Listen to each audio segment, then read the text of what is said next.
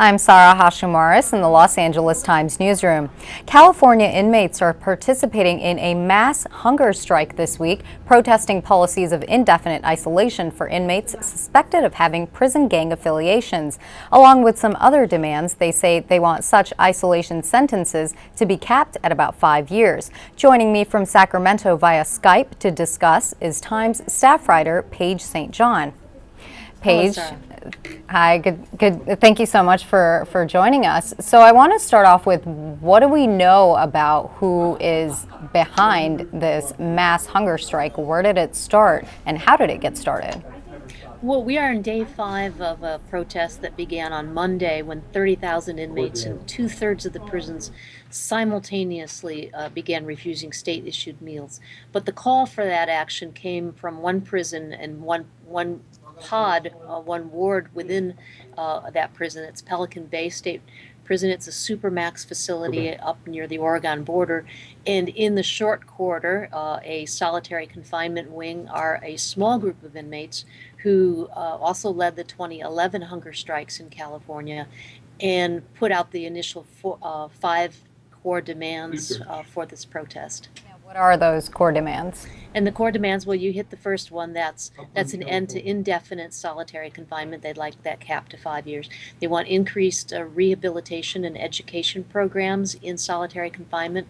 At the moment, most of the 4,500 inmates who are in segregation have very little to do for more than 23 hours a day. They want better food, and that's a common complaint in all of the other prisons that have joined the protest. And I forget the fifth, but it's along those lines. Now, you mentioned the 2011 strike. What are some of the core similarities between the 2011 strike and the strike that's happening now? Well, they are actually the exact same demands. The Department of Corrections, in fact, contends that it met the demands from the 2011 strike and that there is nothing left to settle. The inmates disagree. The big point of difference is on solitary confinement. Still can remain indefinite, though the state has begun a program that allows inmates to work their way out of segregation over a 5-year period. Inmates say that that program has so much latitude that it's possible nobody would ever succeed in it. The state, as a result of some federal court cases, has agreed to not put new people into solitary confinement unless there's evidence that they've actually engaged in gang-related behavior, not merely been affiliated with the gang through having their name on a list or possessing gang-related artwork.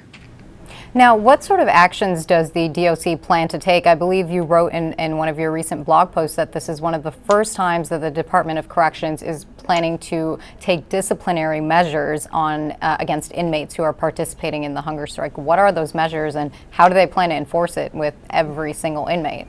Yes, right. Well, probably not to be enforced against every single inmate.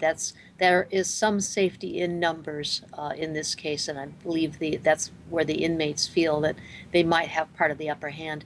In 2011, during the second hunger strike, the state began some of these same sanctions further down the road. This is the first time immediately at the get-go that California has told inmates that after their 3rd day of refusing food, they are officially a hunger striker, and then they are subject to having their cells searched, any food that's in their cells seized, losing privileges, losing the ability to call home, losing the ability to have visitors, possible confinement in solitary themselves, and violations that will show up in their records. So when they go up for parole years down the road, it could give cause for the parole board to deny them freedom. Possible solitary confinement, which is one of the major things that the inmates are fighting. Now, you've delved a bit into the families of some of these inmates. What can you tell me about what this strike and the strike in 2011 means for them?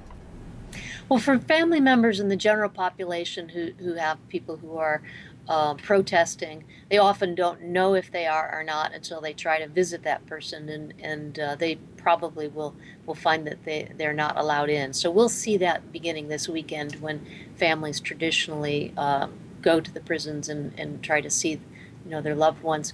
For family members of those who are in segregation or solitary confinement,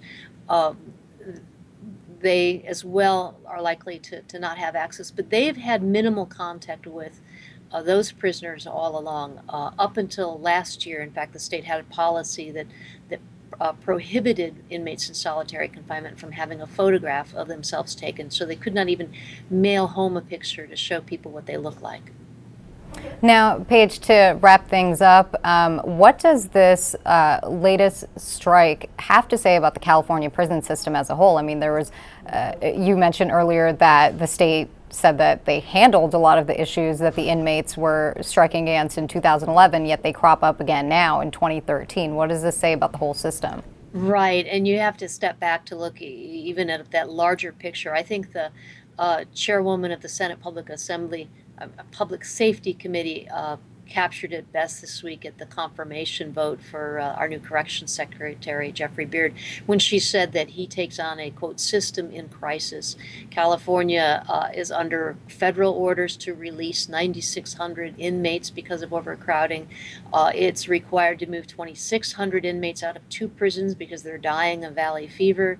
It has under federal oversight for unconstitutionally poor medical care and psychiatric care, and the governor is taking his appeals once again to the U.S. Supreme Court. All right, great. Thank you very much for your insights, Paige, and thanks for joining us from Sacramento. We'll be sure to keep up with your coverage on LAtimes.com.